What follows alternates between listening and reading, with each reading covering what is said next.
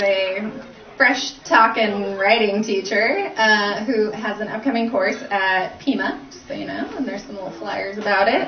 She's teaching a nonfiction writing course that starts on January 30th. She's taken this stage many times before, but as she always manages to take the audience to new heights of hilarity. This month's theme prompted her to note that menopause is taking her to some really dark places. Let's go there with her now. Welcome Molly to the stage.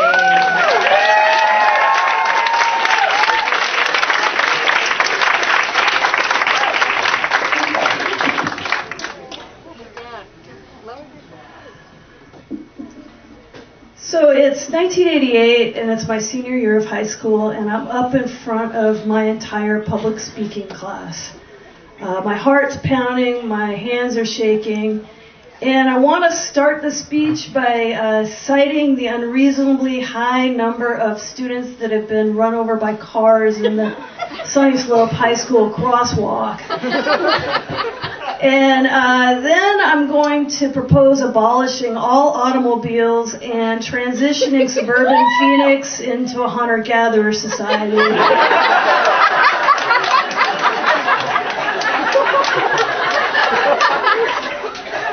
If the plan sounds ambitious, it's probably because I wrote the speech over the weekend right after I'd come down from my first acid trip. And I'd been writing these morbidly obsessed poems about this one girl who had been hit and killed in the crosswalk. She was an unknown, lonely Mennonite girl. So when two popular cheerleaders eulogized her over the school loudspeaker, for me the tribute rang hollow.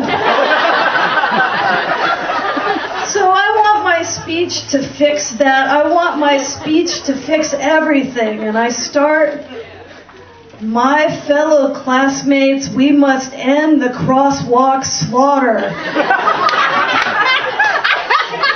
But before I can go on to my next line, I hear this, hey, and it's this popular girl slouching in the second row, and she says, hey, this sucks. Do your speech on Miss Jones instead.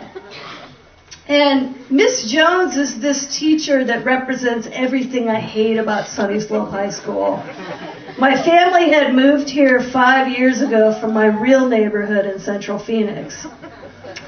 And sure, that neighborhood had been mean in its own way. When I was 7 years old, one day my brother and I were on the curb in front of our house, and we were yelling out, lemonade for sale. And we were trying to flag down this guy on a 10-speed, but he just blew right by us and yelled back, yo mama's for sale.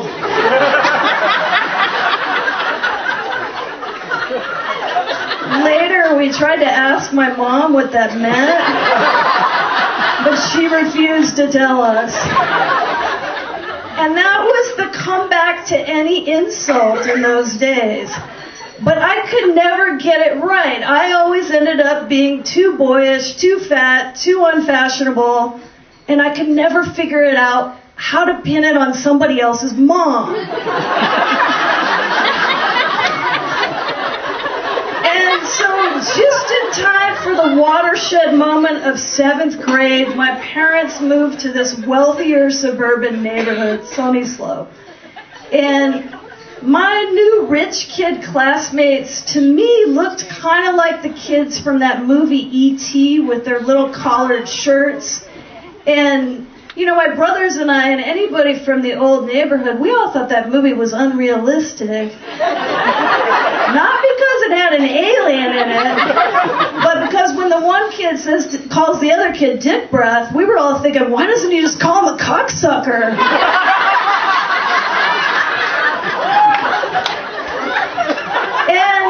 So sure, these rich kids didn't know how to cuss, but they had perfected the art of like devious mind torture.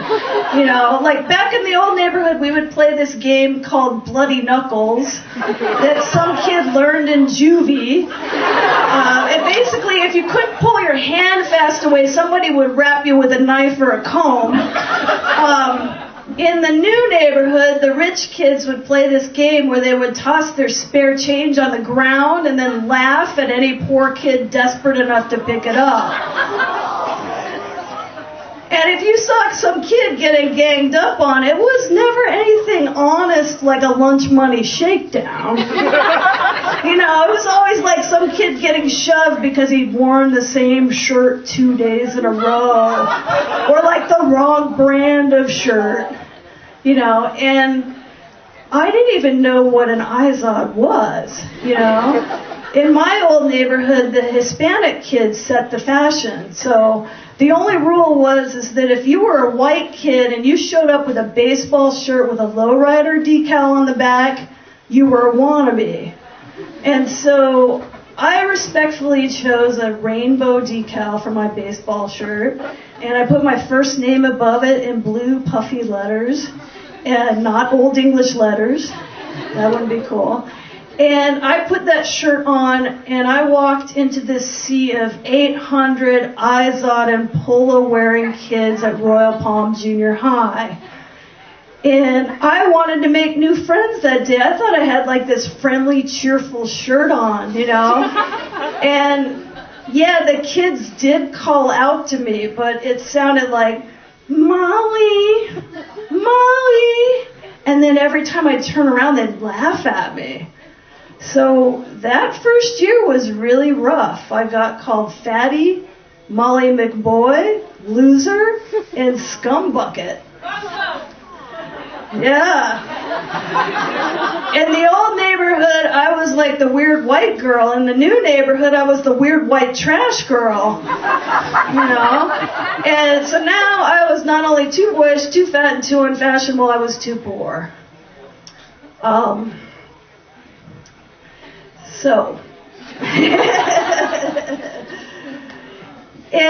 But luckily I had 5 years to try to eliminate all of my flaws. So by senior year, I was down to 115 pounds, and I had a better haircut, nicer clothes, I had the cute boyfriend. I had really arrived. Instead of getting insulted daily, I was now insulted quarterly like everybody else. But unfortunately, on my first day of senior year, I walked into my business class, and my teacher, Miss Jones, said, who taught you how to walk on your toes like that? What's wrong with you? And these kids started laughing at me. And what especially sucked about this insult was that when I was 7 years old and people first started harassing me for my toe walking, which is walking on the balls of my feet, when I was 7 years old, I held my ground. I thought to myself, fuck these idiots, I'm going to walk however I fucking want to walk, But year after year, society had worn me down, and here was this Miss Jones calling out my one remaining flaw. And she kept doing it, like every single day. She'd imitate my walk in front of the whole class. I tried to get to class early so she could just make fun of me without anybody else there. But she'd wait till the middle of class and interrupt her own lecture to mock me. And I was terrified that this mockery was going to spread and I was going to get, pushed back to 7th grade loser status. I really wanted to transfer out of the class, but the only thing left to transfer into was marching band. So the next thing I know, I was auditioning for marching band. So when the band director, I wasn't sure about the whole thing. I kind of had my doubts. I was like, practice started at 6:30 a.m. The outfits looked really uncomfortable. And then rumor had it that the first chair trumpet player had impregnated 4 of the flute players and had given 2 of them herpes. So when the band director, Mr. Smith, leaned across his desk and, warned me about the early morning practices and told me I'd have to pay for my own uniform, I started asking myself some serious questions. Like, how was it that the trumpet player had impregnated 4 girls, but that it only passed herpes on to 2 of them? It was like one of those math riddles, you know? I thought, well, the trumpet guy must have gotten the first 2 girls pregnant and then hooked up number 3, gave him herpes, and he passed it along to number 4. I was thinking, hey, if I joined marching band, I could finally get the truth out of that flute section.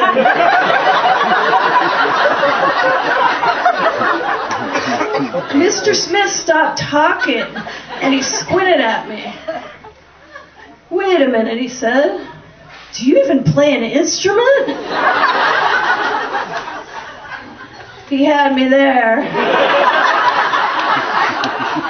But I went through with the audition. I hadn't played drums since junior high, but I pounded away until Mr. Smith said, please, just stop. After my failed marching band escape, I toe-walked right back to Miss Jones' class. My strategy this time was to sit next to this quiet girl with perfect hair who was a fringe member of the popular crowd. And that day, Miss Jones' lecture was supposed to be about insurance, but instead it was really about how her favorite musician, Liberace, had his hands insured, and then how her own well-insured house had been burglarized and her pet standard poodle had been doped by the burglars. So I leaned over to the quiet girl next to me and I said, Jones did it. She staged her own burglary. The girl in her pink Benetton cardigan gave me a stoic look like she had seen it all. Yeah, no doubt, she said. So I decided to just keep going. I said, Miss Jones gave Liberace AIDS. And his dog. And her dog. She doped her own dog. She put the needle in his paw.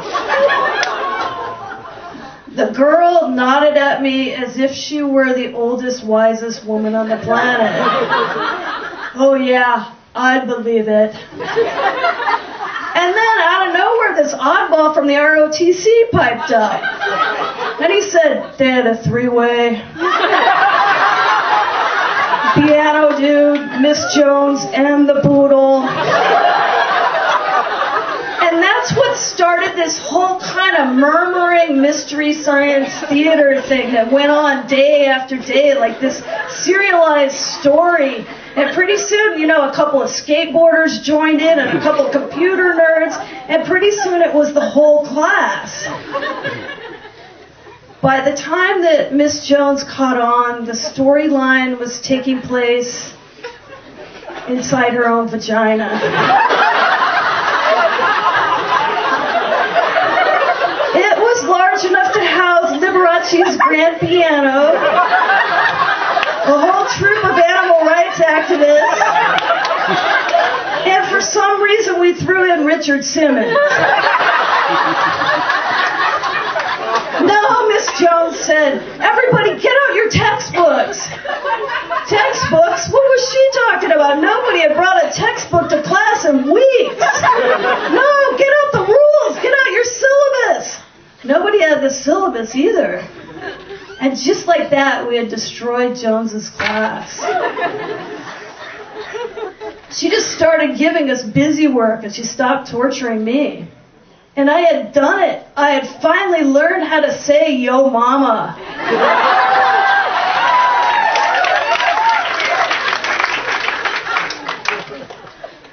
But now I'm trying to give my crosswalk speech. And this girl says, make your speech about Miss Jones. And I'm thinking, you know, that cardigan girl has probably told her that I'm funny. And I'm thinking, maybe I can ride this yo mama thing to the limit, you know?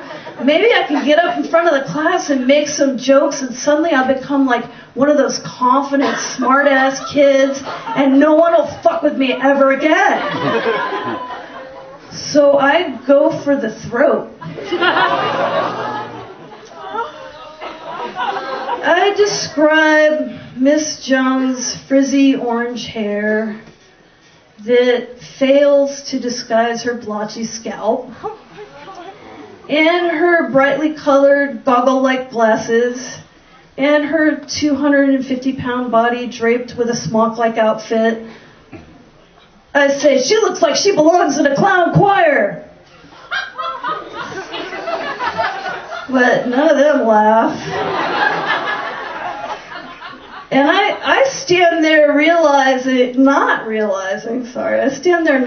not yet realizing that, fresh little Molly in her rainbow shirt has now turned into a total asshole. And even now I have trouble admitting that I'm an asshole in this story. I really want the moral to be, bald women shouldn't throw stones at toe walkers.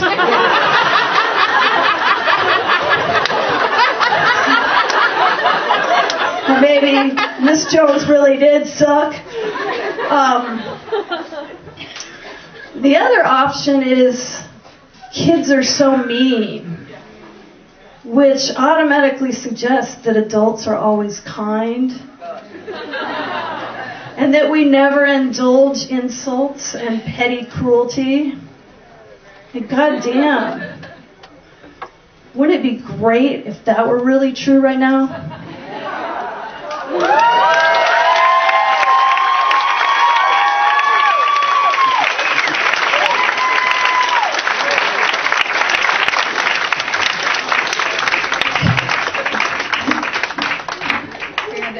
We had to quickly recover back there in the back. Bald women should never. I know, I'm sorry. The bald women should never throw stones at toe walkers. That was priceless. Okay. We were not expecting that.